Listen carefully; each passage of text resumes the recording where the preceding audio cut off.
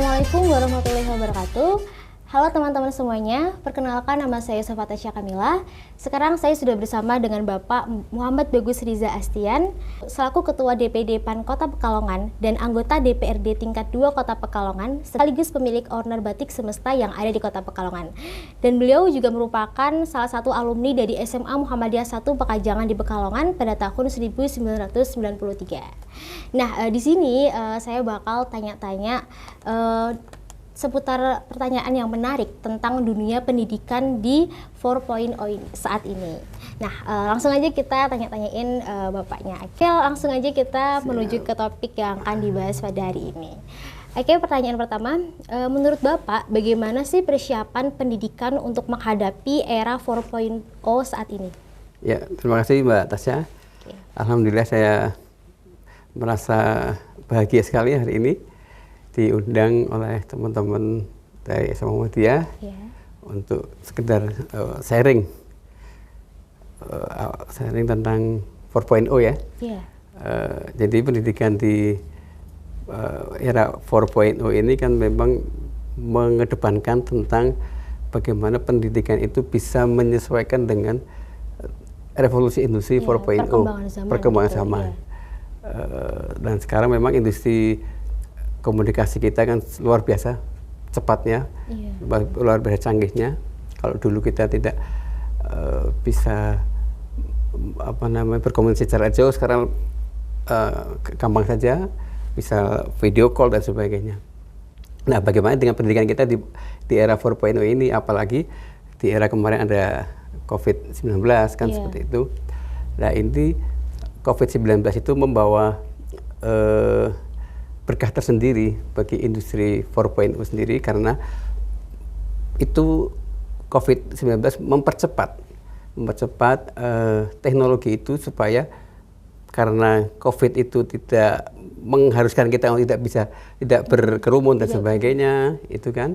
Jadi kita harus ambil jarak, sehingga kita harus ada di rumah saja kan, itu online gitu kan, sehingga teknologi itu sangat dibutuhkan, nah dan sangat mudah akhirnya. Mudah dipercepat karena COVID itu. Karena COVID itu, nah bagaimana kita mempersiapkan itu semua, karena kita tidak mau ketinggalan dengan era seperti ini kan.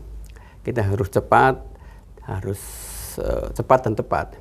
Yang pertama adalah mungkin pendidikan kita adalah tetap bagaimanapun teknologi ini berjalan, berevolusi, itu pertama harus kita pegang adalah iman dan takwa dulu. Oh iya, benar sekali. Ya, itu akidah kita harus benar-benar kuat.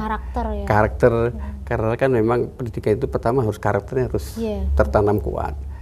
Kemudian bagaimana kita bisa mengikuti era ini. Era ini adalah mungkin yang menjadi beratnya mungkin di sains mungkin. Sains, kemudian teknologinya, engineering mungkin ya, terus arts, seni, dan STEM, matematika, karena teknologi juga butuh perhitungan yang rumit juga tentang matematika itu kan. Senang seni juga tentang. Berarti pengetahuan juga harus dibarengi gitu ya? Dibarengi karena pendidikan harus selaras dengan teknologinya itu. Kalau kita tidak mau ketinggalan ya harus mengikuti itu. Kita harus ngikutin terus Mbak. Gitu.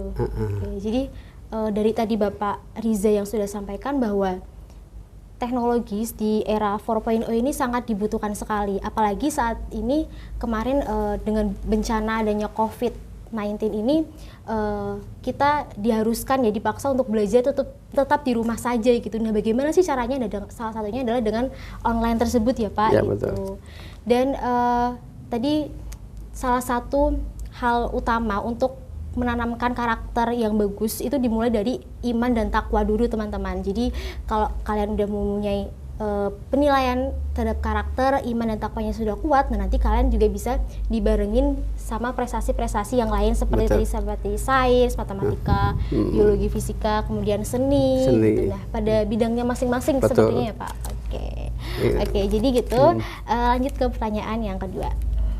Apa yang Bapak harus dipersiapkan nih oleh sekolah-sekolah swasta untuk menghadapi era 4.0 ini? Ya, sekolah juga harus berubah. Karena kemarin 2 tahun sekolah kosong kan. Iya, libur ini. Libur kan mbaknya nggak sekolah di rumah aja. Nah ini sudah menjadi pengalaman bagi sekolah-sekolah bagaimana menerapkan 4.0 itu di dunia kependidikan. Saya kira sekolah-sekolah swasta juga harus menyediakan sarana prasarana untuk itu. Harus menunjang sehingga murid di sekolah tersebut bisa diberdayakan dengan gitu, bersemangat, ada fasilitas gitu ya. Dan fasilitas menyenangkan bagi murid-murid kan, bagi mbak-mbaknya. Dan mungkin membuat daya tarik orang tersendiri. Gitu. Ya. Daya tarik. Sekarang kan murid sekarang kan suka sekali dengan online kan gitu kan, dengan berbagai ada game macam-macam kan, media sosialnya. Sekarang kan lagi ramai TikTok kan, seperti itu. TikTok, Instagram itu juga bisa gitu. Sebagai media pembelajaran sih sebenarnya Pak. Sebenarnya bisa. Dimanapun itu bisa menjadi media, pertama media dakwah, media penyampaian ilmu pengetahuan dan sebagainya. Tergantung kita memanfaatkannya itu sebaik-baik mungkin gitu ya. Itu dia. Itu berarti kunci utamanya. Jadi jangan jadikan sebagai hambatan, tapi jadikanlah sebagai jalan untuk menuju kesuksesan. Yang penting kan ini kita bisa adaptasi dengan dunia baru ini. Oh iya, benar sekali. Kalau ingin eksis ya adaptasi. Iya, jangan sampai kita ketinggalan ya. Betul. Karena zaman kita tuh udah zaman beda gitu loh. Kalau kita terus yang ke dulu-dulu kan juga kita nggak bakal maju. Zaman kolonial kita nggak bakal maju. Sekarang milenial kan. Oke, lanjut kita ke pertanyaan yang ketiga. Tolong dong Pak berikan testimoni untuk SMA Muhammadiyah 1 Pekajangan di Kota Pekalongan dalam dunia pendidikan. Iya. Saya termasuk salah satu murid di SMA sini, jadi lulus 93, dan alhamdulillah saya merasakan banyak manfaat, banyak ilmu saya banyak berkembang di sini, ya. Dan saya juga berterima kasih kepada guru-guru semua yang dari sini yang sudah membimbing saya pribadi dan teman-teman sehingga bisa mencapai seperti yang sekarang, karena support. Karena pendidikan itu berjangka panjang, Mbak. Jangkanya panjang. Apa yang kita lakukan di sekolah dulu ternyata manfaatnya sekarang. Butuh proses. Proses. Jadi pembentukan karakter, membutuhkan membuat semacam relasi, koneksi, ilmu pengetahuan itu juga dimulai dari sekolah. Itu penting. Banyak di dunia nyata lah, kalau setelah lulus kuliah itu dunia nyata itu kita banyak mendapatkan peluang-peluang itu banyak yang dari teman-teman sekolah dulu misalnya. Koneksi itu perlu.